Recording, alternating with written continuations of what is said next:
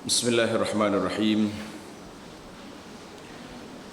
Alhamdulillahi rabbil alamin, wassalatu wassalamu ala rasulihil amin, nabiyyina Muhammad ibn Abdullah wa ala alihi wa sahbihi wa man sar ala nahjihi wa ihtada bihadihi wa istanna bisunnati ila yaumiddin, amma ba'd. Yang dihormati pengurusi dan imam masjid, semua hadirin dan hadirat, muslimin dan muslimat, Assalamualaikum warahmatullahi wabarakatuh. Alhamdulillah, syukur kita kepada Allah Azza wa Jalla kerana pada pagi ini dapat kita berkumpul di surau ataupun masjid ini dalam kuliah yang saya pilih untuk bertadabbur bersama dengan para jemaah, khasnya yang hadir yang program hari ini untuk muslimah. Maka saya cadangkan supaya kita buka surah At-Tahrim yang ada Quran tu. Quran ada masing-masing ada dalam beg belakang dah kan. Dalam telefon sudah ada Quran. Buka surah At-Tahrim, iaitulah akhir juzuk yang ke-28. Juzuk yang ke-28 itu akhir dia sebelum masuk pada suratul Mulk, iaitulah surah At-Tahrim. Surah ini sesuai dijadikan usrah bagi muslimah. Kenapa? Sebab banyak kaitan dalam ayat-ayat yang disebut di sini, iaitulah tentang kekeluargaan dan juga arahan Allah Azza wa Jalla kepada Nabi sallallahu alaihi wasallam untuk menyampaikan kepada kita supaya kita jaga keluarga kita, didik anak-anak kita dan keluarga di bawah tanggungan masing-masing. Di akhir surah ini Allah bawa kepada kita contoh-contoh perempuan-perempuan yang derhaka kepada Allah dan contoh perempuan yang kita nak jadikan contoh.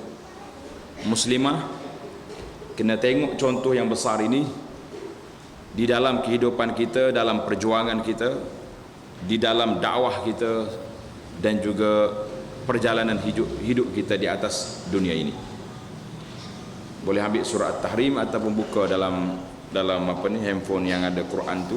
Surah At-Tahrim iaitulah surah yang terakhir daripada juzuk yang ke-28.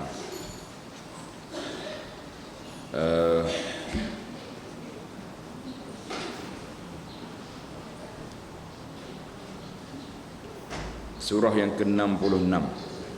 Kalau setengah orang cari nombor surah 66. Iaitulah kita terus kepada ayat yang ke-6. A'udzubillahi minasyaitonir rajim.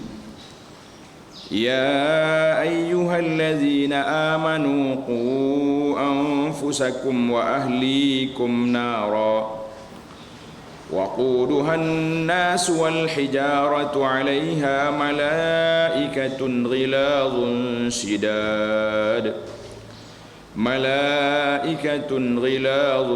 شداد لا يعصون الله ما أمرهم ويفعلون ما يؤمرون. Allah sebut di sini ya ayyuhallazina amanu, wahai orang-orang yang beriman.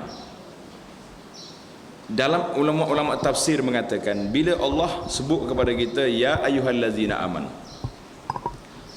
bila Tuhan bercakap dengan kita, artinya ayat ini akan menyebut tentang hukum, tentang arahan dan tentang perkara-perkara yang berkait dengan dia. Kenapa? Sebab orang yang mendapat faedah daripada ayat ini iaitulah orang yang beriman. Orang tak beriman dia tak ada masalah apa-apa. Dia tidak ada masalah nak bincang tentang ayat ini.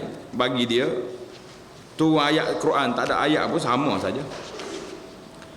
Jadi bila kita ni orang yang beriman, maka kata ulama tafsir far'i sama', buka telinga kamu. Buka telinga kita, kita nak tengok apa yang Allah Ta'ala nak perintahkan dalam ayat ini. Apa yang Allah Ta'ala nak suruh kepada kita, arahan yang nak disampaikan kepada kita, orang-orang yang beriman. Maka ayat ini, qu anfusakum, jaga diri kamu, wa ahlikum, dan keluarga kamu. Hari ini bila sebut tentang jaga diri, artinya seorang Muslim, dia ni yang bernama seorang bapa, seorang suami, seorang ayah, dan juga seorang ibu, semuanya kena bertanggungjawab dengan diri masing-masing. Apa perkara yang kita nak jawab dalam ini, kita akan bincang sekejap lagi. Iaitulah sebagaimana dalam peristiwa yang berlaku kepada Sayyidina Ibrahim Al-Khalil alaihi wa ala nabiyyina salatu wassalam. Wa ahlikum, maka ahli di sini tengok kepada siapa kita. Kalau dia suami, maka dia kena bertanggungjawab dengan isteri. Kalau dia bapa, dia kena bertanggungjawab dengan anak-anak. Nak jaga daripada apa? Nara, daripada api neraka. Allah peringatkan kepada kita dalam ayat ini bahaya api neraka. Kalau atas dunia ini kita jaga betul-betul, tengok anak main api kita takut, tengok anak main benda-benda tajam kita takut. Tapi bila Tuhan sebut api neraka, takut tak takut kita? Sepatutnya lebih takut. Kerana api neraka ni tidak ada bandingan. Kalau nak banding dengan dahsyatnya api yang ada atas dunia ni, memang tak boleh nak banding. Berapa puluh kali ganda dia punya kepanasan.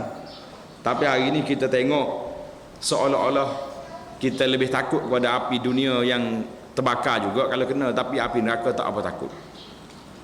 Mana dalil?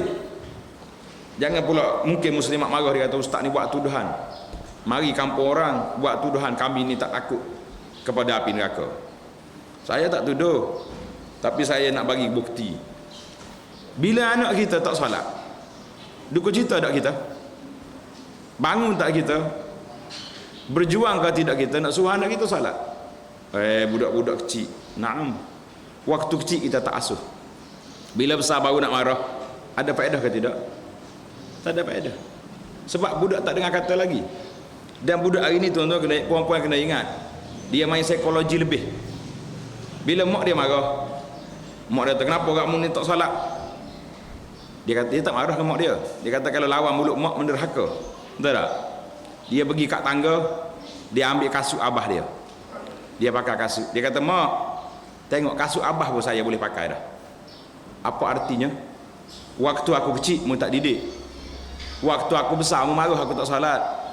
Siapa yang bersalah dalam masalah ini? Ini psikologi budak-budak.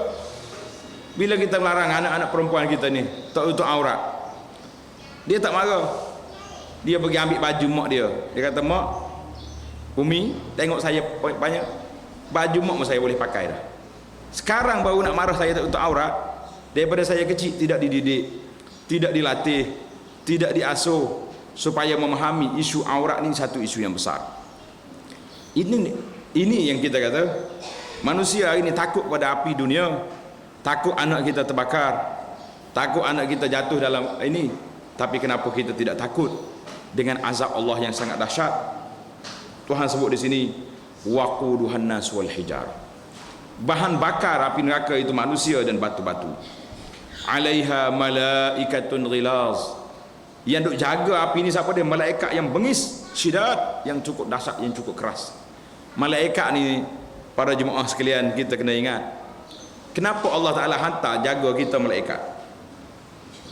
Kenapa? Malaikat hafazah yang duk jaga kita ni malaikat. Malaikat yang menulis amalan kita malaikat. Malaikat yang jaga azab dan jaga nikmat, semuanya para malaikat. Sebab Allah Ta'ala tak hantar bagi manusia jaga kita, sebab manusia dia makan, dia minum.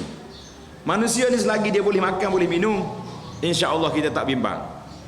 Mu duduk main diam-diam, jangan tulis benda aku nak buat tak baik ni, ambil duit RM100 pergi duduk jauh-jauh, tak tulislah dia. Oleh kerana mereka ni dia tak tidur, dia tak makan, dia tak ada laki-laki, tak ada perempuan, tak ada jantina, dia malaikat. maka dia kerja dengan tulus. Waktu kita tidur, malaikat hafazah duk jaga kita. Jaga ke tidak? Jaga. Jaga kita. Buktinya, balik lepas ni, ambil satu bekas kuih yang manis-manis, tak dalam pinggan, letak dekat kepala tidur. Awak tidur di situ. Sedar-sedar nanti, siapa duduk dalam pinggan tu? Semut, lalat, lipas, penuh dalam tu. Tapi dalam hidung awak masuk tak masuk semut? Masuk. Tak pernah fikir kita, kenapa semut tak masuk dalam hidung aku? Sebab malaikat hafazah, dia jaga. Sekali-sekala adalah aksiden tak? Oh, kenapa makcik tu bawa hospital? Dia kata masuk lipas dalam hidung. Tapi jaranglah berlaku. Saya dah cek dengan pejabat emergency hospital, tak ada ustaz, orang kena usul mari makcik lipas masuk dalam hidung. Tak ada. Allah Ta'ala jaga kita, hafazah, jaga kita.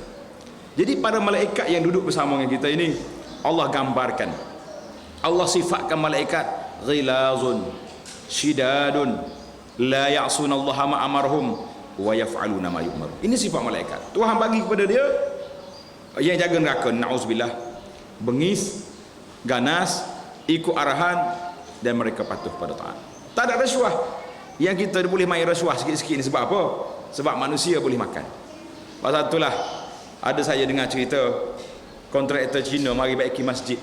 Dia tengok satu masjid runtuh. Bukan runtuh lah, tiris, dia apa ni? Masuk air. Kontraktor kata, dia kata kami orang Cina pun kalau buat tokong, buat yang terbaik. Tapi macam mana orang Melayu ni buat masjid pun boleh bocor. Itu orang bukan Islam, kritik orang Islam. Sebab mereka manusia yang sangat lemah di hadapan godaan dunia yang tidak tertahan oleh mereka. Baik para jemaah sekalian, ayat ini ayat 6 daripada surah At-Tahrim, iaitulah ayat tentang keluarga. Semua orang kena baca ayat ni. Bapa kena baca, tanggungjawab pada isteri. Suami kena baca, tanggungjawab pada isteri. Isteri dia diajar ke tidak fardu ain, macam mana nak solat, macam mana nak puasa, macam mana nak mandi haid dan nifas, macam apa benda yang tak boleh buat waktu dalam keadaan haid dan nifas. Itu tanggungjawab suami pada asalnya. Tapi kalau suami tak mampu, maka wajib dia bawa isteri dia ke tempat-tempat pengajian, kelas-kelas fardu ain. Dia kena bawa, kena hantar pergi.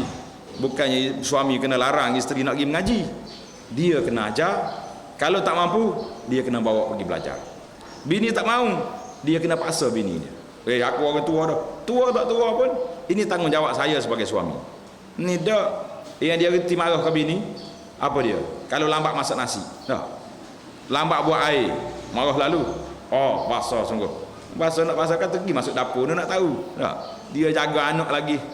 Dia jaga apa ni, pakaian lagi, jaga makanan lagi. Lambat sikit kena marah lalu. Allahu Akbar. Karena itulah Nabi pesan kepada suami. Tak tahu saya ni betul tajuk ke tidak tahu ni. Patut tajuk ni kepada suami. Nabi kata apa? La yafruqu mu'minun mu'minatan.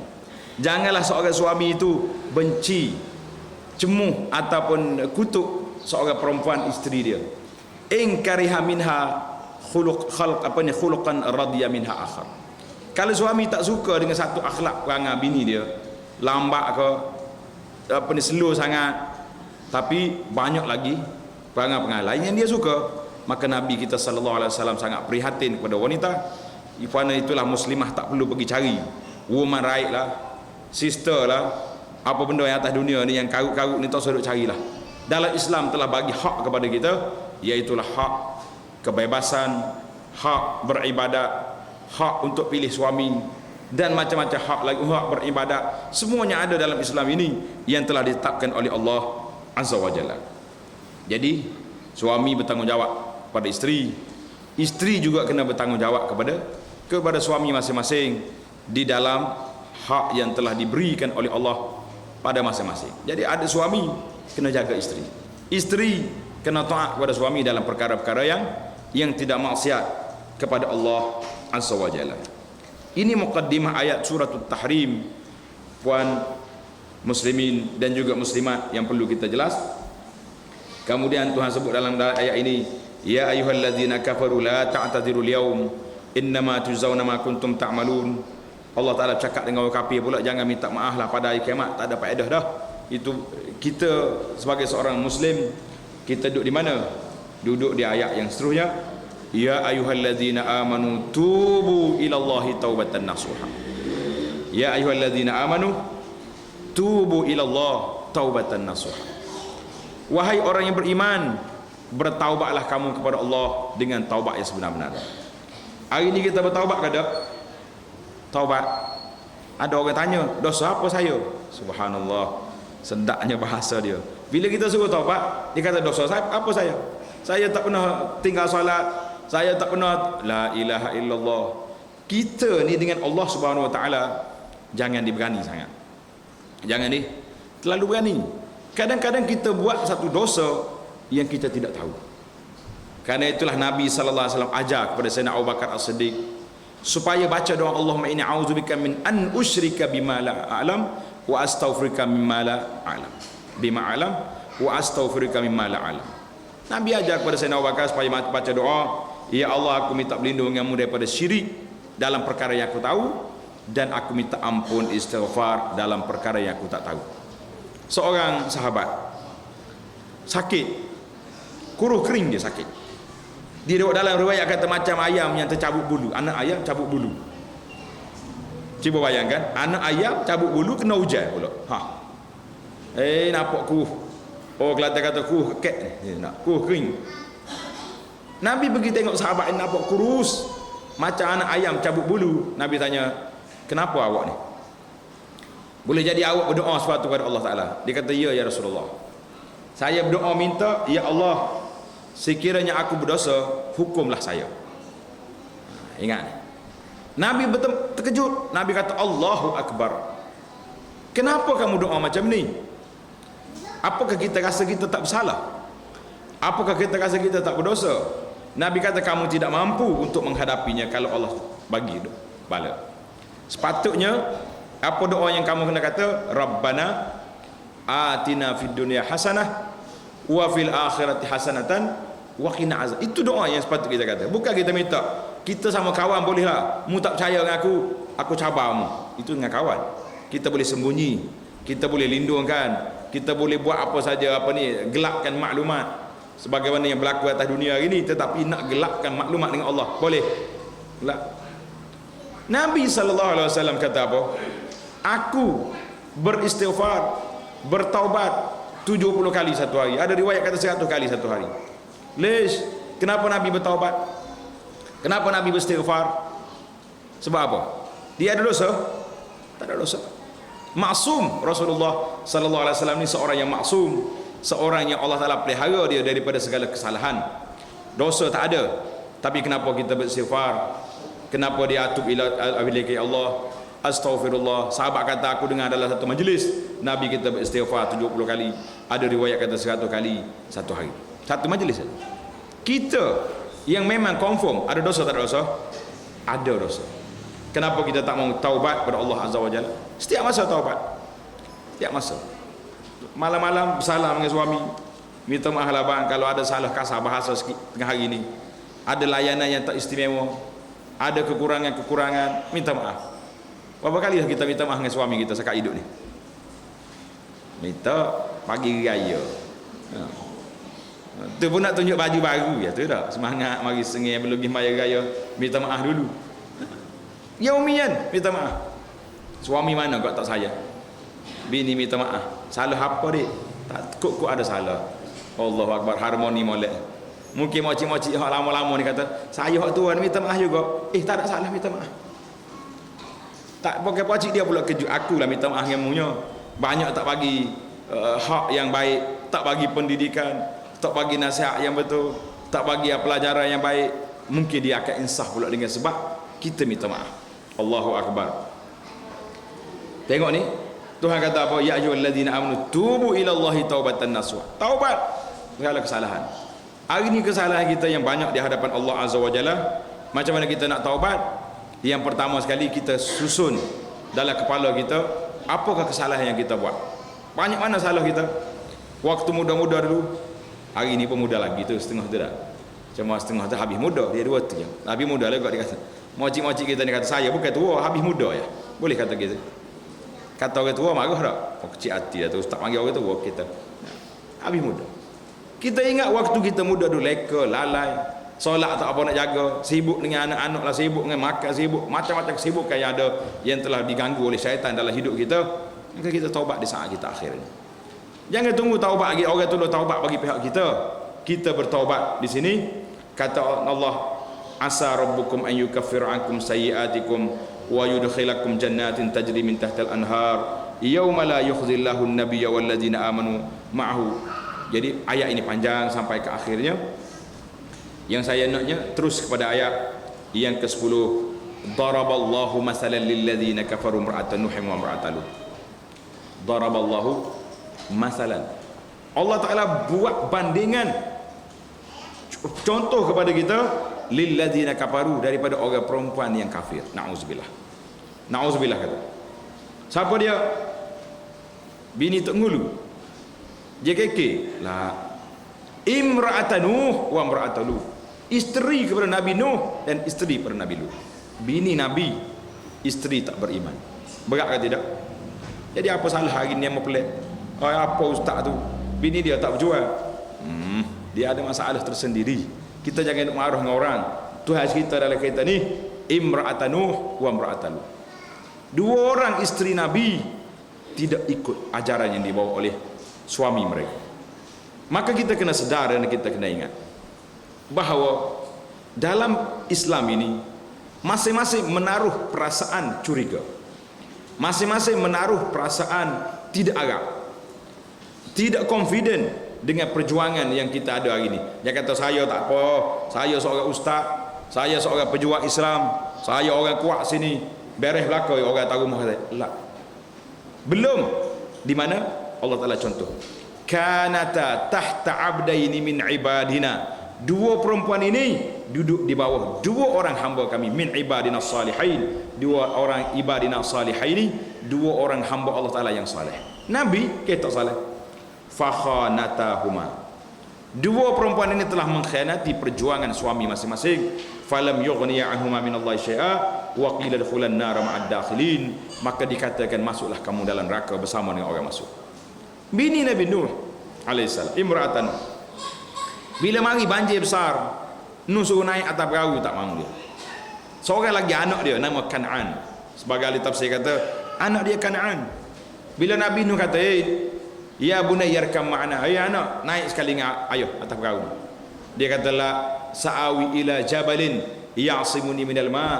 Aku akan lari ke bukit yang menyelamatkan aku daripada air. Ayah dia kata la asimal yaum min amrillah. Tak ada siapa boleh selamat hari ini daripada arahan Allah Azza wa Jalla, daripada pekerjaan Allah Taala akan jadikan banjir. Lagi. Pakai apa ni? Jadilah dia termasuk di kalangan orang yang minal mughraqin, daripada orang yang tenggelam. Mari pula isteri Nabi Lut. Lut ni tahu dah cerita. Kaum Nabi Lut ni kaum yang rusak fitrah. Apa makna rusak fitrah? Kita ni bila tanya kita ni fitrah, apa makna fitrah? Siapa boleh jawab? Saya bagi hadiah. Apa makna fitrah? Jangan jawab kata berah fitrah ustaz dekat gaya. Tu berah fitrah. Fitrah ni maksudnya seorang itu lahir di atas landasan yang telah ditetapkan oleh Allah Azza wa Jalla. Itu makna fitrah. Fitrah kejadian manusia, iaitulah semua manusia lahir ni percaya adanya Allah Azza wa Jalla. Nabi sebut dalam hadis, wa kullu mauludin yuladu 'alal fitrah. Semua manusia lahir di atas landasan fitrah, artinya di atas landasan mereka itu percaya kepada Allah Azza wa Jalla. Tetapi ibu bapa yang mencorakkan. Ayah dia Kristian, anak Kristian. Bapa dia Yahudi, anak Yahudi. Bapa dia Melayu, anak dia Islam. Untuk orang Malaysia. Jadi anak orang Malaysia ni kalau tengok mak ayah dia Islam, dia akan tulis dalam apa ni, surat beranak agama Islam. Walaupun anak kita ni belum lagi mengucap dua kalimah syahadah, tapi itu menunjukkan bahawa fitrah asal itu telah balik kepada asli. Jadi orang rusak fitrah ni orang yang lari daripada landasan manusia biasa. Manusia biasa orang kahwin, laki-laki kahwin dengan perempuan, perempuan kahwin dengan laki-laki. Tapi zaman Nabi Nuh, Nabi Lut tak mahu perempuan, dia main sama jantan. Nabi Nuh kata ambil anak perempuan aku ni kahwin. Dia kata tak mahu. Itu dia panggil orang rusak fitrah. Rusak fitrah ni kalau kita nak buat bandingan yang paling simple lah zaman kita hari ni. kita kata orang lain makan nasi, dia makan batu yang kayu, itu orang rusak fitrah. Mudah nak kena. Dia kata macam mana orang rusak fitrah ni? Tu orang lain makan nasi, dia makan kayu, rusak fitrah. Orang lain sembah Allah Azza wa Jalla, dia pergi sembah berhala, pergi sembah lain-lain daripada benda-benda yang lain. Itu termasuk dalam kumpulan rusak fitrah. Orang Islam yang mengaku beragama Islam, baca Quran, bila kita kata ini undang-undang Islam, hudud ini termasuk dalam undang-undang Islam, mari pula anak orang Islam kata tak boleh buat hudud, tak sesuai dengan zaman kita hari ni, tak sesuai orang Melayu nak buat hudud. Saya mengatakan ini juga termasuk di kalangan orang yang rusak fitrah. Waktu orang putih mari dulu, orang putih mari, British mari dulu nak buat undang-undang Law Rek Malaysia, ada orang Melayu ditanya sesuai ke tidak dengan orang Melayu, adil ke tidak undang-undang ini, telah dibincangkan dengan orang kampung, tak ada. Tapi bila mari undang-undang Islam kita nak buat, masing-masing anak orang Islam yang kata tidak sesuai, tidak berlaku adil, perlu jadi banyak pula cerita. Jadi saya pun bergurau. Abu Anas kata apa? Kalaulah ajaib dunia ni, orang kata ajaib dunia ni berapa benda ajaib? Tak dengar muslimat. Berapa? 7. Yang ke-8 ni hak ni. Orang Islam menentang undang-undang Islam. Kalau awak jumpa orang lagu ni kata mu ni ajaib dunia yang ke-8. Kalau orang kafir menentang, lakah mayat ke lakah apa, tak ada masalah, dia kafir. Tapi kalau orang Islam juga nak suruh lakak mayat dia, la ilaha illallah, tunggulah apa yang terjadi pada mereka dengan kuasa Allah Azza wa Jalla. Subhanallah. Patut orang Islam bila sebut tentang undang-undang Islam, tak ada siapa pun giling kepala, semuanya angkat tangan belakang, kerana ini undang-undang yang disebut oleh Allah Azza wa Jalla dalam Al-Quran. Subhanallah. Jadi ayat ini itu dia panggil contoh orang rusak fitrah di zaman kita ini, iaitulah manusia yang bertukar tajuk Islam itu jadi tak baik, sedangkan dia penganut agama Islam. Apa jadi kepada dua orang ini? Dua orang isteri ini telah kehilangan suami masing-masing kerana dia telah pergi ikut, iaitu ikut siapa? Ikut syaitan yang menghasut mereka, yang menyebabkan mereka terjebak dengan perbuatan yang tak baik. Isteri Nabi Lut, iaitulah seorang perempuan yang telah menyeleweng daripada ajaran-ajaran Nabi Lut, sehingga dia yang menjadi tali baru kepada orang lain. Bila mari orang comel mari rumah dia, orang cantik mari, dia kata apa? Pergi panggil geng-geng yang orang panggil gay ke apa benda hak pasal jenis main jatan ni. Pergi panggil, dia pula beritahu pada orang di rumah dia ada orang-orang yang cantik, yang lawa datang. Subhanallah. Allah Taala, kita berdoa kepada Allah Azza wa Jalla bi asma'ihil husna wa sifatihil ula ay yaj'alana minal mukhlisin. Kita minta dengan kuasa Allah Ta'ala, dengan sifatnya yang mulia, dengan nama-nama yang indah, supaya Allah selamatkan kita dan keluarga kita daripada terjebak kepada ajaran-ajaran yang menyeleweng, terpesong daripada ajaran Islam yang ada di hadapan kita ini. Masya Allah. Jadi biarlah keluarga kita. Maka bila sebut cerita dua perempuan ini, puan-puan dan tuan-tuan kena balik kepada satu cerita yang Allah Ta'ala cerita dalam sejarah Nabi Ibrahim alaihi salam.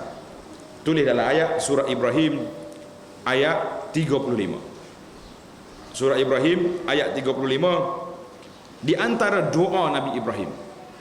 Nabi Ibrahim ni dia panggil Khalilullah. Banyak doa-doa yang diajar oleh Nabi Ibrahim, iaitulah doa untuk keluarga. Di antara doanya, Rabbi ja'alni, coba kata, Rabbi ja'alni muqimas salah wa min zurriyyati. Rabbi ja'alni muqimas salah wa min zurriyyati. Tengok, itu doa Nabi Ibrahim. Ibrahim kata apa? Rabbi ja'alni, ya Allah jadikan aku ini muqimas salah, orang yang mendirikan salat. Dia stop zakat tu, la, wa min zurriyyati, dan zuriat turunan aku. Kita hari ini bila kita berdoa, doa untuk kita saja ke doa untuk keluarga? Jangan lupa. Yang pertama sekali, ibu-ibu ni saya minta sangat-sangat, lillahi ta'ala, ibu jangan basuh mulut dia, kecuali minta dengan Allah Azza wa Jalla. Yang pertama sekali, biar kita istiqamah atas landasan yang benar. Yang kedua, minta anak cucu anak kita, cucu kita, cicit kita, zuriat kita, semuanya mendirikan salat. Dan jangan lupa pula kalau suami tak apa nak solat juga, suami itu dulu. Ya Allah, jadikan aku, suami aku dan zuriat aku di kalangan muqimas salah, di kalangan orang yang mendirikan salat. Ibrahim ajar kepada kita doa yang besar ini. Sebab apa? Sebab ini kita dah belajar dalam hadis, dalam ayat ini, belum tentu isteri Nabi, anak Nabi mereka terselamat dengan contoh yang diberi oleh Allah Azza wa Jalla kepada kita. Di Ibrahim dalam doa dia satu lagi, tanda ayat yang ke-35, Ibrahim kata apa? Rabbi ja'al hadzal balad amina wajnubni wa baniya an na'budal asnam. Ambil surah Ibrahim ayat 35, jadikan doa. Rabbi ja'al hadzal balad aminan. Ya Allah, jadikanlah negeri ini aman. Walaupun Ibrahim doa untuk negeri Mekah aman, tapi tak menjadi masalah dalam doa ni.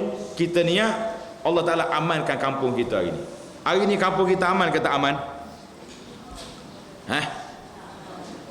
Tengoklah rumah masing-masing. Nak boleh sapa daripada luar rumah sapa ke dalam bilik, berapa kunci ada? Berapa kunci ada? Kunci pagar luar satu, masuk buka gerai saja tu 3 kunci dah. Kunci di besi satu, mangga pula 3 dah kunci. Buka pintu hak ni pula 4, pintu bilik saya lagi 5 kunci ada. Subhanallah. Kenapa sampai 5 kunci? Aman? Tak aman. Kunci tegak kita dengan pagar lagi, dengan gerai lagi, dengan tu lagi. Kalau orang curi nak masuk, dia tak masuk ikut pintu, dia masuk ke atap. Dia memang tak ada kunci pun di atap tu.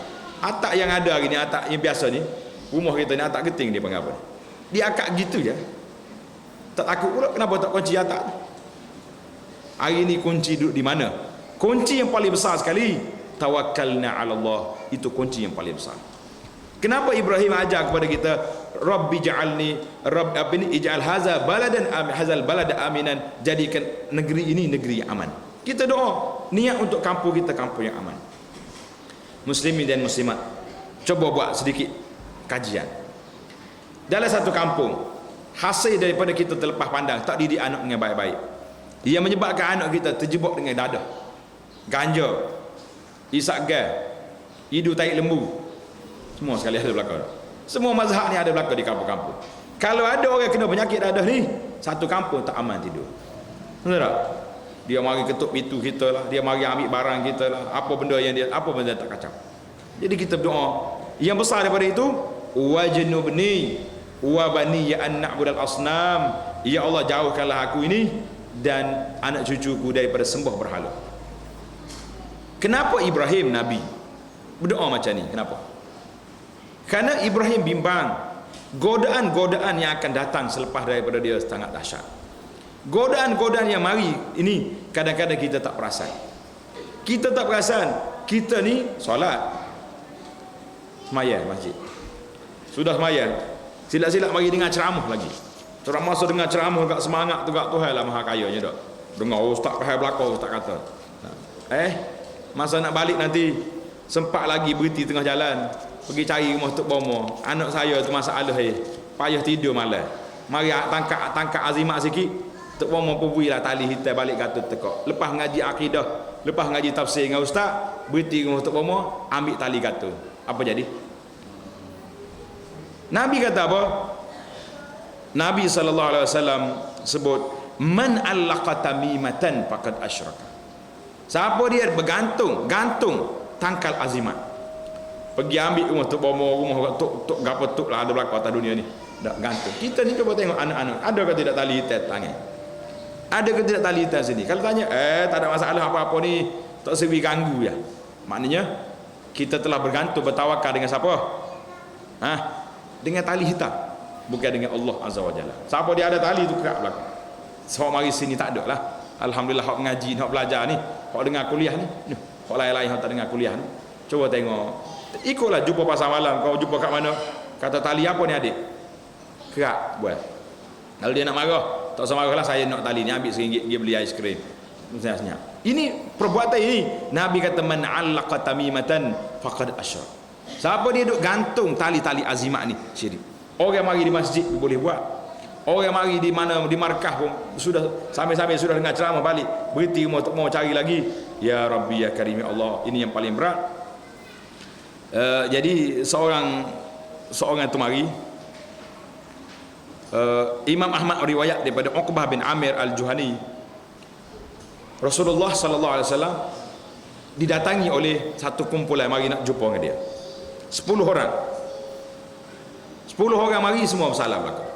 Salam dipanggil baik, ikat setia. Tiba-tiba seorang Nabi tak salam.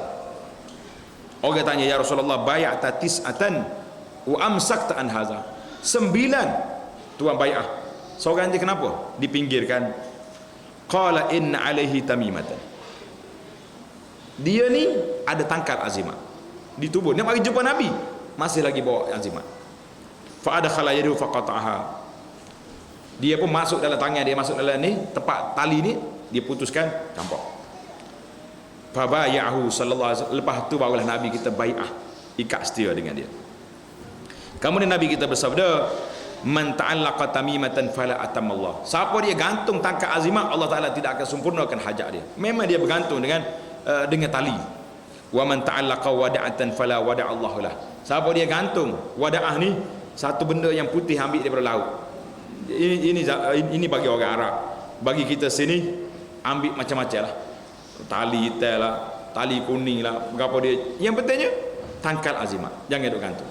Kalau balik rumah ada tangkal-tangkal azimat yang ada tu, cabut belaka. Tak boleh cabut ni ustaz. Kalau cabut ni orang curi masuk. Subhanallah. Sekarang ni kita bergantung dengan tangkal tu lah, kita bergantung dengan tawakal ala Allah. Kita bergantung tawakal ala Allah, cabut benda-benda yang boleh menafikan tawakal kita pada Allah. Kenapa Nabi Ibrahim AS berdoa, wajdu bani wa bani an na'budul asnam, ya Allah jauhkanlah aku ini dan anak cucu aku daripada sembah berhala. Ibrahim bimbang tersembah berhala, terlaku perbuatannya syirik. Sebab apa? Sebab perbuatan-perbuatan yang akan datang ini sangat berat.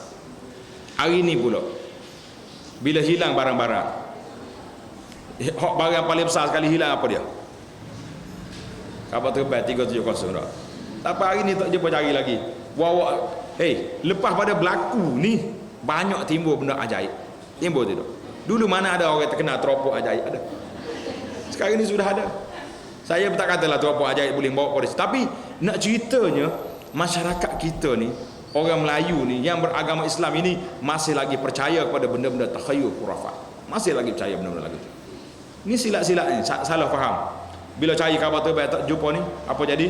Dia kata betul dah. Amerika cari tak jumpa, Australia lari tak jumpa, China cari tak jumpa. Sah dah betul apa yang dikata oleh ahli-ahli bomo yang mengatakan khabar tu telah diambil oleh jin buat lari. Mula nak percaya benda karung dah, sebab dia kecewa dah dengan kuasa-kuasa besar dunia yang ada hari ni. Kuasa besar dunia ada sebahagiannya betul-betul cari, ada sebahagiannya buat-buat cari, bagaimana kata ahli-ahli analisa. Jadi kita ni terikat. Bila kita hilang barang ni, ada orang mari jumpa, dia kata, ustaz saya nak jumpa ustaz. Kata seller, dipersilakan jumpa. Dia kata nak apa? Buat mari Allah PT 100, ustaz tolong doa, saya nak hari ni juga nak suruh jumpa barang saya hilang. Subhanallah. Saya kata bila pula saya pegang file, minta file dengan malaikat, boleh SMS, kat mana barang makcik ni hilang. Kita faham benda-benda hilang. Sakit kepala, bila sakit kepala apa jadi? Pergi jumpa ustaz lalu, ustaz tolong tengok saya ni, siapa dia buat dengan saya ni. Suka sangat kita nak buat tuduhan jahat pada orang. Siapa dia buat saya ni, sakit kepala, tak boleh tidur, tak boleh apa. Kadang-kadang dia tak boleh tidur, dia serabut, tak tahulah macam-macam lah ujian dunia dah.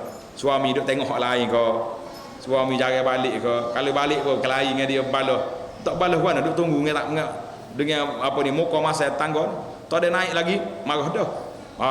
Lambat kelik tu, cari orang lain lah tu. Tu lelaki mana tak sejawab lah, tak jawab mulut. Lah tak nak tidur lah, kawan tu tak jawab mulut kita ya. Tak ada harmoni, zikir tak ada.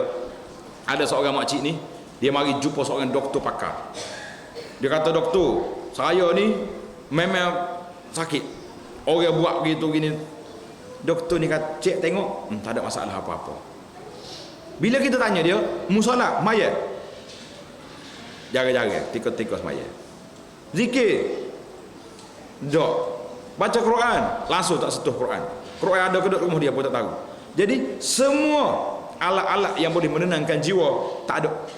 Baca Quran tidak, berzikir pun tidak, pergi dengar kuliah majlis-majlis ilmu pun tidak, semaya pun tak.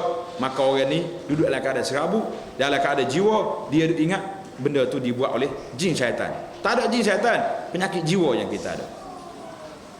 Jadi sakit jiwa macam mana nak ubat? Bukan ubat ke jari bomo, ubat dia pergi balik ke masjid, balik ke rumah Allah Taala, balik kepada kitab Allah, balik kepada berdamping diri kepada Allah Azza wa Jalla. Ambil air semaya sunat qabliyah ba'diyah, semaya sunat duha, semaya sunat witir, semaya sunat minta Allah hajat, minta Allah Taala kabulkan hajat kita ni, pening-pening kepala, banyak penyakit. Jadi kita terlupa kepada sebab-sebab yang Allah Taala izinkan. Kenapa nak pergi cari benda-benda yang pelik? Dengar Nabi kata apa? Man ata'arrafan, siapa dia pergi cari arraf? Arraf ni orang yang tahu benda-benda yang masa depan, benda-benda yang tersembunyi tahu. Saya ni macam mana sakit ni? Dia sakit gigi. Dia tanya Tok Pomo poita japi dalam air berasap begini air. Oi, gelombang kuat ni, lebih pada lautan Hindi lagi ni gelombang ni kuat. Maknanya kuat orang buat dia tu. Rupanya dia sakit gigi, tak ada apa-apa Kalau pergi cabut gigi selesai masalah. Kenapa pergi cari Tok Pomo? Ni pergantungan kita ni. Wajnubni wa bani abul asnam, jauhkan aku dan keluarga aku daripada sembah berhala, daripada duk percaya benda-benda yang karut macam ni. Nabi kata apa? Siapa dia pergi jumpa bomo yang tahu benda-benda gaib macam ni, fasalahu, dia pergi tanya Tok Pomo, Allah Taala tidak terima semaya dia 40 hari. Masalah. Kau nak senyap tu pergi jumpa bomo dah tak lagi. Alhamdulillah kalau tak jumpa lagi. Percaya ke benda? Kadang-kadang dia mau pergi tu, dia Tok Pomo tu, ya Allah tengok dia mati hatu dah. No, dengan berkembang gatunya, rambut goseng. Tengok dia tu betul-betul nampak hatu, nampak dia tu hati iblis tu. Tok maya dok. Tuan-tuan kena ingat. Ada satu ceramah kan tengok dalam YouTube, dalam blog Abu Anas tu, cari tajuk dia bab sihir. Bahaya sihir, dosa besar. Ana cerita di sini bagaimana ahli-ahli sihir bomoh-bomoh ni boleh jadi Tok Pomo. Macam mana? Naknya ahli sihir. Kalau bomoh biasa tu lain. Ahli sihir ni dia tak boleh jadi tukar sihir kecuali dia kena kafir dengan Allah Azza wa Jalla. Ahli sihir yang paling tinggi darjat dia macam mana nak dapat? Dia ada darjat juga, degree dia pun. Kelas A dia panggil ni. A+. Macam mana? Dia ambil Quran 2 buah, masuk dalam tandas, buat lapis kaki. Pijak atas tu, berak. Buat air. Maka syaitan hok mari ajar dia hok paling general sekali mari tu. Bertarah. Tarah apa? Syaitan hok tarah profesor mari ajar dia. Bukan mari kecil-kecil dah. Lagi tinggi darjat kita kufur dengan Allah, lagi tinggi darjat syaitan mari. Orang nak jadi ahli sihir, dia mesti kena kafir dengan Tuhan dulu baru jadi ahli sihir. Banyak cerita-cerita. Jadi nak kena Nabi kita larang, siapa dia pergi jumpa arraf fasalahu. Dia pergi tanya saja, tak terima solat 40 hari. Saya nak tanya saja ya ustaz, tak percaya pun. Tak percaya pun jangan tanya. Tanya tu tak terima bayar 40 hari. Kalau percaya, ada lain pula. Man atakahinan fasaddaqahu. Siapa dia pergi jumpa kahin, tukar-tukar yang ramai yang tahu masa depan ni pula, fasaddaqahu, dia percaya pula. Apa jadi? Faqad kafara bima unzila ala Muhammadin. Orang ini telah kafir dengan Quran yang diturun pada Muhammad. Ini masalah. Masuk tak? Kenapa Nabi Ibrahim doa tadi? Wajnubni wa bani jamul asnam. Kita ni mak hajah, isteri Tok Imam, isteri pejuang-pejuang hebat Islam. Jangan ada Tok Imam marah hamba pula ni. Kadang-kadang siapa dia pergi bomo tu? Bini ustaz tu. Bini ustaz pergi bomo juga. Tak percaya kau ustaz dia hodok baca doa pagi petang siang malam. Ya orang lain nak periksa bawa air tong besar pergi jumpa ustaz suruh doa. Bini dia bawa tangkap azimat, dia pergi rumah Tok Pomo. Ini bahaya sekali. Jadi perbuatan-perbuatan ini kita kena ingat. Satu perbuatan yang bahaya. Itu sebablah Nabi Ibrahim alaihi wa ala nabiyina salatu wassalam ajar kepada kita doa-doa tadi. Ambil doa, ingat doa tadi. Rabbi jahaza al-balada aminan wajnubni wa bani an na'budul asnam. Kena ingat doa. Kemudian doa satu lagi Nabi Ibrahim ajar, Rabbi ja'alni muqimas salah wa min zurriyyati. Ini ingat. Baiklah. Itu cerita kita dalam ayat, tadabbur kita kepada ayat imra'atan Nuh wa imra'atan Lut. Bini Nabi Nuh dengan bini Nabi Lut, bini Nabi masih lagi tidak selamat. Maka kita berdoa kepada Allah Azza wa Jalla supaya Allah selamatkan kita dan keluarga kita daripada terjebak kepada benda-benda syirik, benda-benda mungkar dan maksiat yang begini. Allah Ta'ala bila disebut benda yang tak baik, dia akan sebut benda yang baik. Tengok ayat yang ke-11. وَضَرَبَ اللَّهُ مَثَلًا لِلَّذِينَ آمَنُوا امْرَأَةَ فِرْعَوْنَ إِذْ قَالَتْ رَبِّ ابْنِ لِي عِندَكَ بَيْتًا فِي الْجَنَّةِ وَنَجِّنِي مِنْ فِرْعَوْنَ وَعَمَلِهِ وَنَجِّنِي مِنَ الْقَوْمِ الظَّالِمِينَ. Allah buat bandingan pula kepada kita nak menenangkan hati para muslimah, iaitulah imra'ata Fir'aun, bini Fir'aun, bukan bini ketua cawangan, bini Fir'aun. Apa jadi? Dia berdoa, Rabbi ibnili indaka baitan fil jannah, ya Allah binalah kepada aku sebuah rumah dalam syurga, wa najjini min fir'aun wa amalihi wa najjini minal qaumiz zalimin, bebaskan aku daripada Fir'aun, bebaskan aku daripada orang yang zalim. Ada ahli tafsir mengatakan isteri Fir'aun ni nama dia Asyah. Asyah dia ni isteri Fir'aun, tapi seorang yang beriman pada Allah Azza wa Jalla. Beriman pada Allah, bukannya orang yang biasa-biasa saja. Fir'aun tak tahu nak kata, orang mengaku jadi Tuhan, bini dia tidak beriman dengan dia. Pelik apa? Maka yang kita nak belajar daripada isteri Fir'aun ini, iaitulah istiqamah. Kalau puan ditakdirkan, diuji oleh Allah Subhanahu Wa Taala dapat suami yang tak baik, tak semaya, maya jara-jara, kadang-kadang pergi duk main benda-benda yang tak baik, judi pun ada, semua tempat dia boleh pergi belakang. Satu tempat je dia tak boleh pergi. Mana? Masjid ya tak boleh pergi. Tempat lain ada belakang dia. Pasar pagi pun dia ada, pasar malam pun dia ada. Tempat orang belaga ayah pun dia ada, tempat orang belaga lembu pun dia ada. Hak dia tak adanya tempat kuliah dengan cepat ceramah. Ini masalah. Kena ujian macam ni, apa nak kata? Kita berdoa, Rabbi najjini, ya Allah selamatkan aku daripada orang ni. Yang pertama sekali minta doa biar Allah Taala beri hidayah kepada dia lagi. Kalau kita tak mampu nak berpisah lah, kita bukan nak suruh setiap orang nak berpisah. Ada setengah orang yang tak mampu nak berpisah, anak ramai dah, Masya Allah, tabarakallah. Orang perempuan ni pula masalah dia. Masalah ke tidak? Saya jumpa seorang budak perempuan muda lagi, bawa anak 3 orang. Dalam perut nampak ada yang kepak. Dia kata, Ustaz doakan saya. Kata nak doakan apa? Biar saya bahagia. Kita duduk tengok anak dia. Ni anak mari mana? Anak dengan ayah dia. Lepas tu tak bahagia apa lagi, 4 orang anak, 3 orang setengah anak ni. Dia kata begitulah. Ketika nak buat anak tu bahagia semua, tak patut hilang tak lakukan anaknya. Tak bahagia, kita kena ingat. Sebab apa tidak bahagia? Daripada awal-awal lagi, kalau suami ni memang seorang yang memang menentang Islam, puasa pun tak, solat pun tidak, jangan budak boleh anak. Repot awal-awal lagi, saya tak boleh duduk dengan orang ni. Manusia lagu ni, manusia jahiliah, manusia yang tidak patuh pada Allah Azza wa Jalla. Ni tak. Waktu dia kelahi tu ya, tak bahagianya. Waktu buat anak, tak ada masalah apa-apa. 3 orang setengah dah anak. Saya tengok yang ketiga ada lagi, yang keempat dalam perut. Oh ya, tak bahagia. La ilaha illallah. Kata bala dunia akhir zaman ni. Manusia tak bahagia. Bila tak bahagia? Bila dia kelahi. Waktu dia baik tak ada apa-apa. Waktu dia minta duit tak bahagia, tak bahagia. Allah Ta'ala beri kepada karamat kepada Asyah, isteri Fir'aun ni. Dalam setengah riwayat dalam tafsir mengatakan, bila dia doa Rabbi ibnili indaka baitan fil jannah, ya Allah binakanlah aku dalam rumah dalam syurga, mahliga dalam syurga. Ketika Fir'aun nak jatuhkan hukuman bunuh Asyah ini, apa jadi? Dia sengih suka. Fir'aun kata, apa dia ni? Gila ke kawan? Orang nak bunuh dia suka. Rupanya Allah Ta'ala buka hijab, dia nampak di mana tempat duduk dalam syurga. Dia tak nampak dah Fir'aun yang kecil. Demikianlah orang-orang yang muslimah, salihah dan laki-laki yang saleh, bila nak mati, alladzina qalu rabbunallah, bila mereka berkata rabbunallah, Tuhan kami ialah Allah, summa istaqamu, kemudian mereka istiqamah, duduk di atas landasan yang hebat, duduk di atas landasan yang benar. Apa jadi? Tatanazzalu alaihimul malaikatu alla takhafu wa la tahzanu wa abshiru bil jannati allati kuntum tu'adun. Bila nak mati, Tuhan mari hantar malaikat yang bawa rahmat kepada kita. Buka tempat mana tempat duduk dalam syurga. Subhanallah. Ketika itulah baru kita nampak nikmatnya beriman kepada Allah Azza wa Jalla. Maka di antara tanda orang mati baik, orang mukmin mati bi araqil jabin, dia akan peluh tadai dia. Sebab apa? Sebab dia tengok tempat duduk dalam syurga yang begitu hebat, dia teringat pada amalan dia tak banyak. Amalan dia tidak banyak yang menyebabkan dia malu pada Allah Azza wa Jalla, malu pada Tuhan. Macam mana malu? Nak naik ruh dia, naik bertemu Allah Azza wa Jalla, maka berpeluh dia sebab dia rasa dia malu, amal dia tidak banyak. Allah ni tempat duduk dalam syurga yang begitu luas Allah Taala beri pada dia. Isteri Firaun. Yang kedua, wa Maryam ibnat Imran allati ahsanat farjaha.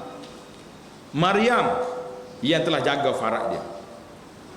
Maka Allah Taala fanafakhna fihi min ruhina, Allah Taala campurkan ruh Nabi Isa alaihissalam ke dalam Maryam, maka dia mengandung anak dia, dan anak dia sampai hari ini disebut-sebut, dan Nabi Isa alaihissalam akan turun di akhir zaman. Yang pentingnya cerita Maryam ini seorang al-batul, seorang perempuan yang baik jiwa, orang perempuan yang salihah, orang perempuan yang tidak bercampur gaul dengan laki-laki yang ajnabi, yang luar, dan dia jaga faraj dia. Maka Allah Ta'ala beri jaga sebutan kepada dia sampai hari ini, yang menjadi contoh kepada kita dalam isu Maryam yang begitu besar kedudukannya di sisi Allah Azza wa Jalla. Ini ayat yang kita kena baca. Nanti balik ambil ayat Quran, ambil tafsir-tafsir yang ada di rumah kita tu, coba baca tadabbur ayat suratul Tahrim, kerana ayat ini banyak menyentuh tentang isu perempuan, bagaimana sikap, bagaimana keadaan, bagaimana suasana orang-orang perempuan ini untuk dijadikan contoh tauladan dan dijadikan sempadan seperti isteri Nuh, isteri Nabi Lut yang menderhaka kepada Allah Azza wa Jalla. Dan bagi kita pulanya, kita sebagai seorang muslimah, kita juga kena berhati-hati apabila mari kisah Nabi Allah Ibrahim alaihissalam yang mengajar kepada kita supaya berdoa kepada Allah Azza wa Jalla, minta Allah selamatkan kita, selamatkan keluarga kita daripada bala bencana. Bala bencana yang paling besar sekali iaitulah perbuatan syirik terhadap Allah Azza wa Jalla. Ini kepahaman yang jelas. Maka Ibrahim alaihissalam mengajar, mendidik isteri dia. Apa nama isteri dia?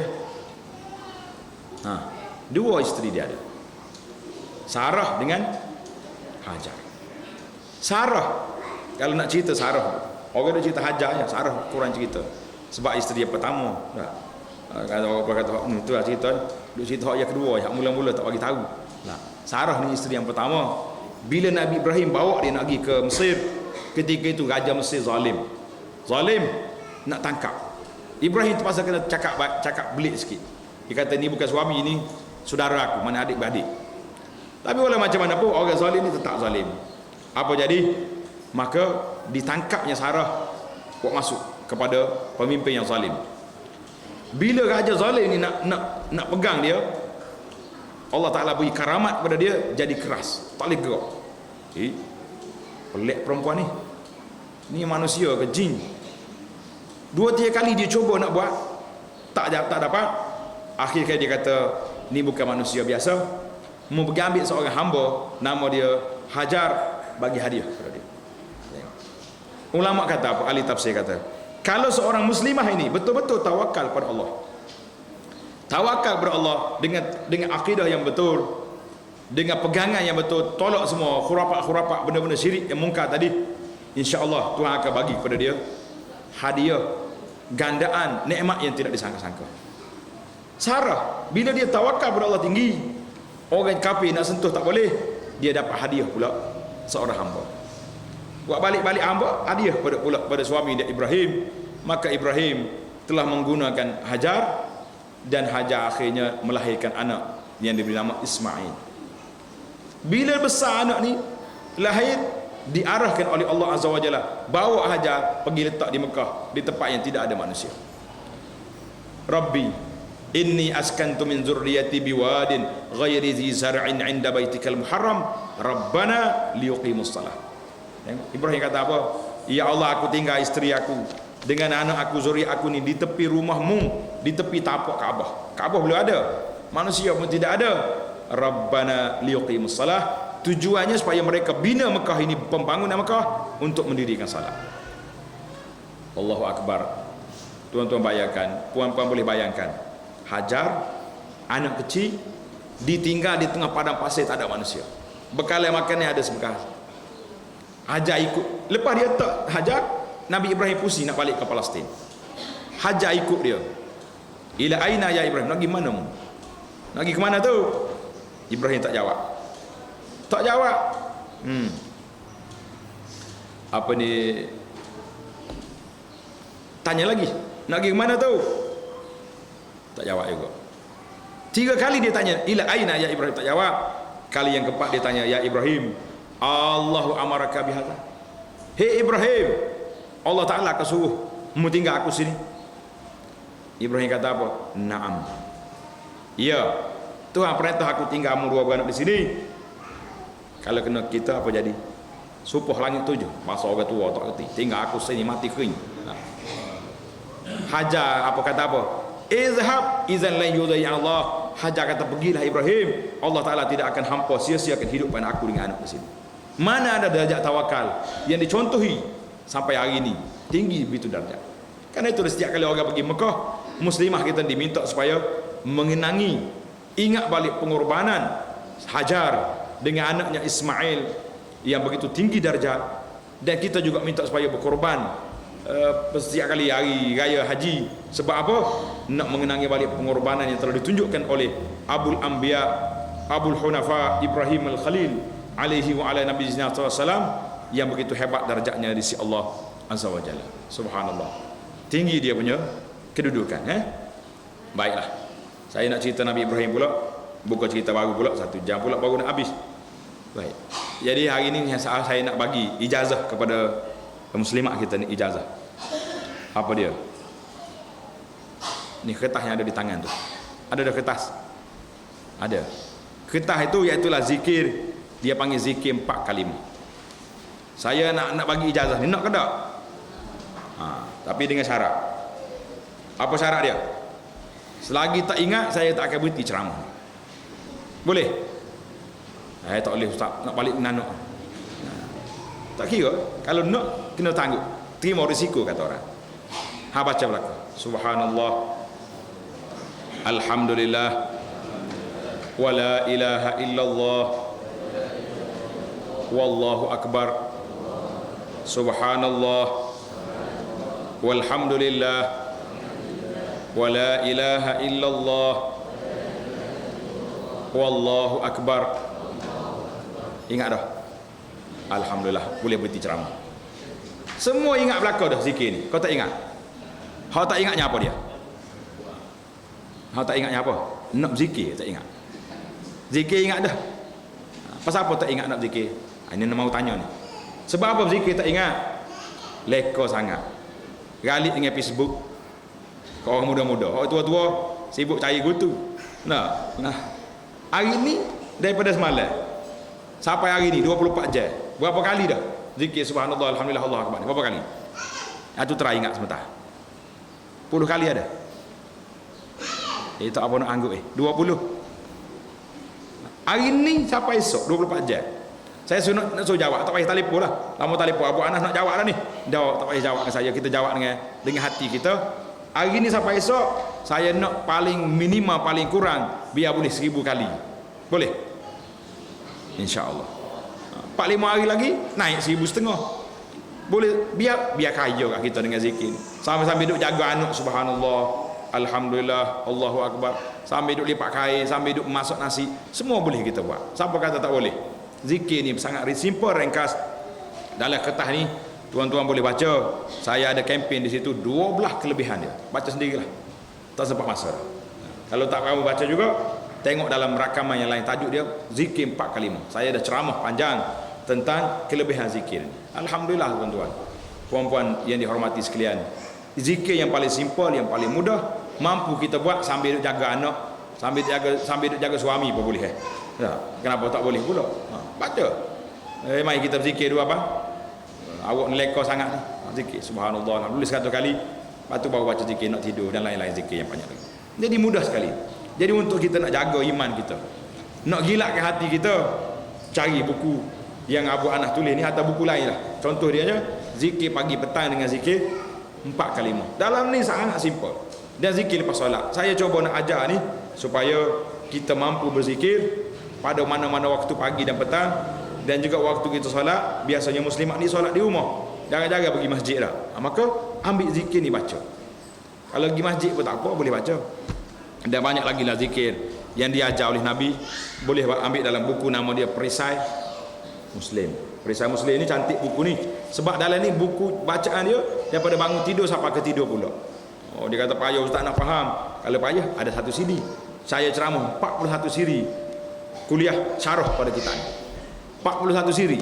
Nak jadi satu-satu cerita tu ada cerita. Kenapa Nabi baca gini? Berambak dengan jin kacau dulu, lepas tu baca Allahu Akbar. Kita ni yang jadi tak reti ni, jadi malah nak berzikir ni boleh jadi kurang motivasi. Motivasi itu kurang sebab kita tak dengar ceramah, tak dengar kelebihan zikir. Yang kita duk dengarnya benda-benda lain yang lebih daripada itu.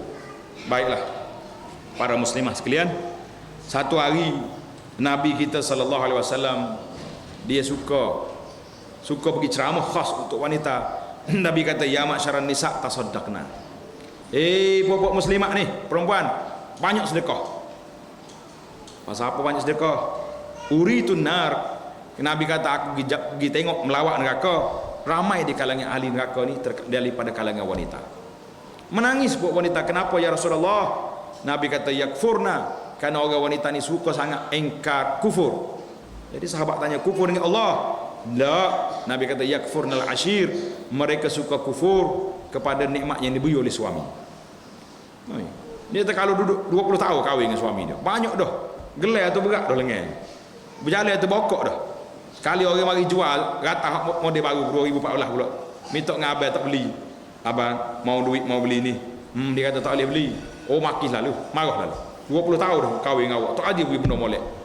Padahal gelai hak lengan tu dah berat dah berjalan, terbokok dah berjalan, tapi duk mai bangkit lagi. Nabi kata mu kena banyak sedekah. Sebab apa? Aku tengok orang perempuan banyak, ramai dalam neraka perempuan. Tapi hadis ni tak boleh baca orang lelaki-lelaki, bahaya. Dia balas sikit bini kata, ni Nabi royak dalam neraka ramai orang tino ni. Dia salah guna selalu. Jadi oleh kerana muslimin tak ada ramai hari ni, saya baca hadis ni kepada puan-puan supaya berhati-hati.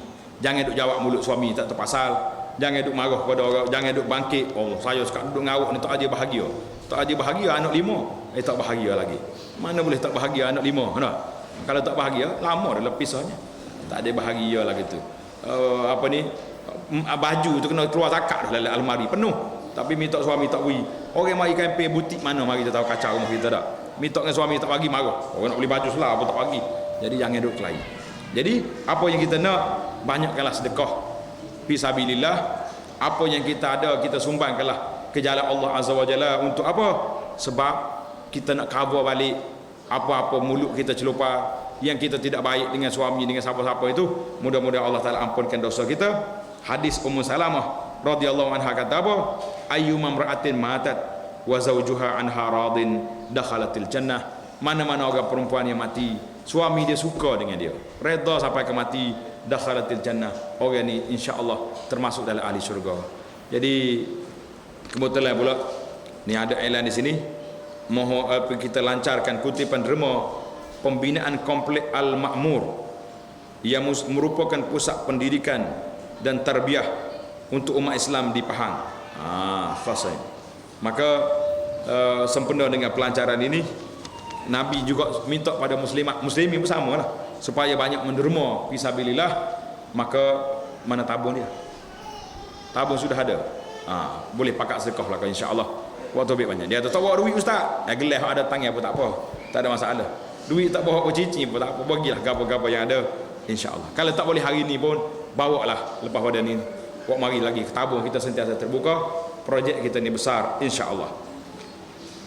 Buku-buku yang saya sebut tadi pun ada di luar sana dengan CD-CD-nya. Dengan buku yang saya sebut satu lagi tadi, tajuk dia pengalaman seorang doktor. Ini kena baca. Seorang suami ni bawa isteri dia di hospital, tak sedar. Berapa hari tak sedar, koma, tiba-tiba celek mata bini. Celek mata, mengucap 2 kalimah syahadah. Asyhadu an la ilaha illallah wa asyhadu anna Muhammad Rasulullah. Mati. Doktor panggil suami dia, tahniahlah kepada tuan, takziah pada awak bini awak mati. Maaf, bukan tahniah. Takziah pada awak bini awak mati. Suami kata, dan alhamdulillah dia mati dalam keadaan baik, dalam keadaan baik. Macam mana? Mengucap koma, celek mata, mengucap mati balik, tidur balik, mati. Suami ni kata apa? Aku tak pelik dengan isteri aku ni, tak pelik. Kalau dia mati dalam keadaan husnul khatimah, saya tidak pelik. Sebab apa? Sebab waktu sepanjang dia hidup dengan saya 35 tahun dia kahwin dengan saya, setiap malam kerja dia bangun solat tahajud, kecuali waktu dia uzur. Suami dia bagi tazkiyah, mengatakan bahawa isteri dia seorang yang salihah, tak tinggal solat tahajud, banyak zikir pada Allah Azza wa Jalla. Jadi belilah buku motivasi ni, baca setiap hari satu cerita, baca dengan suami, jangan baca seorang. Kalau isteri ni mati husnul khatimah sembang tahajud, tak kira awak tak sih mai tahajud juga koyak ke suami. Saya seorang je mai tahajud, tak pernah siapa. Dah, kita tarbiah suami kita dengan cara baca cerita. Boleh ke tak boleh? Insya-Allah. Puan-puan boleh. Jangan keluar dalam mulut kita, aku tak bahagia hidup denganmu, sedangkan anak sudah begitu ramai, gelar penuh lengan. Lah. Jadi macam mana kita nak cover saat ni? Banyakkanlah sedekah. Nabi kita telah menggalakkan untuk kita bersedekah. Jadi sekianlah setakat itu dulu. Aku qauli hadza, wassalamualaikum warahmatullahi wabarakatuh. Jadi teruskanlah lancar derma kita tu berjalan insya-Allah.